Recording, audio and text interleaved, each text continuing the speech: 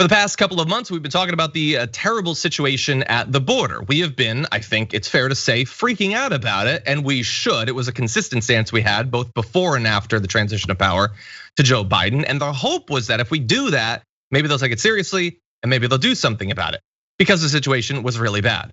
In some cases, children were alternating schedules to make space for one another in confined facilities, taking turns showering, often going days without one, while others hadn't seen the sunlight in days. Literally thousands of kids were in prison-like situations and being forced to stay there for many days at a time. Thankfully, that situation's been ameliorated, at least to some extent. The number of unaccompanied migrant children held in those facilities by US Customs and Border Protection dropped nearly 84% in the span of a month, according to a White House official. Understand, of course, that information is coming from the White House. We're acknowledging that. That said, that's what they're saying. As of Wednesday, there were less than 1,000 children in CBP facilities, down from a peak of close to 6,000 back on March 28th. The average time that these kids are staying in custody is now 28 hours compared to over 133 hours back on March 28th. That too is a nearly 80% reduction in the time spent there. And they've also sped up the time between when the kids are taken in and when they're reunited with someone. That's been reduced to 29 days, down from 40. And if it's a parent or guardian, it's down to just 22 days. That said, there are still more than 22,000 kids in HHS care, but not in the worst sort of facilities that a lot of the media attention has rightfully focused on. So bearing in mind all of those caveats, Brett, it looks like they have responded to the pressure and are doing something to make the situation at the border better. The lesson to learn is keep the pressure up, keep calling people out when they fail to fulfill their promises, or when they ignore their promises and shirk the responsibilities, and you can affect positive change in the world and find like-minded people to help you do that. And definitely call your representative and every representative necessary in order to make that happen, because sometimes it does work. Yeah, it does, and this is a particularly important area.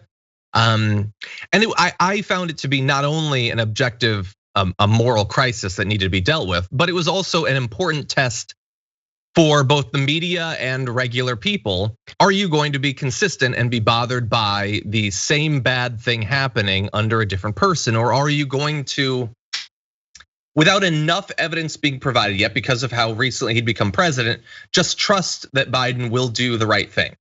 Look, I have more faith in Biden than I have in Trump. That said, we still need to, as Brett just said, apply pressure, because he's not a saint. He's not our hero. He's not Bernie Sanders. Bernie Sanders isn't deserving 100% faith. And so I am glad that, like, I can't necessarily say exactly why in all cases people did respond, I think, the right way to this. It could be that for some in the media, it's less consistency and more bowing to the demand by the right for freaking out about this.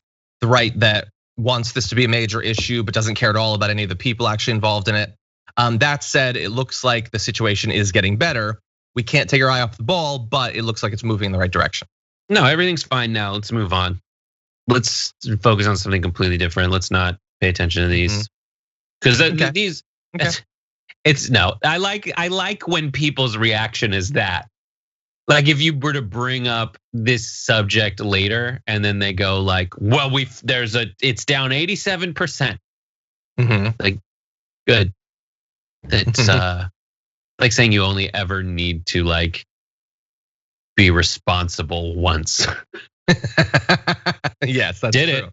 Well, remember I did that one thing with that one part of the immigration issue. So let's talk about education. Like, that is it, and that's our responsibility. And it's tough because people will, right now the specific issue with America is this pressure to believe that everything's cool and easy now, and everyone agrees because the Trump era is over.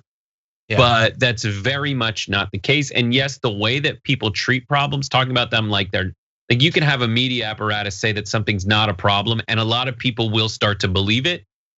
And in certain respects, that's better than like a fiercely tribal media environment at all times, 24/7, trying to tear you apart. But the damage done by that the kind of casualties of that dynamic are folks that really do need you to sound the alarm because their lives are still on fire. Yeah. So in these times, don't let people say, listen, it's better than Trump. That's the end of the discussion. Because sometimes it just feels better than Trump because it's less infuriatingly presented. But as you pointed out, during this time, it was the same problem that was going on. And we needed to fix it. And that's why we presented it as such so that it would be fixed.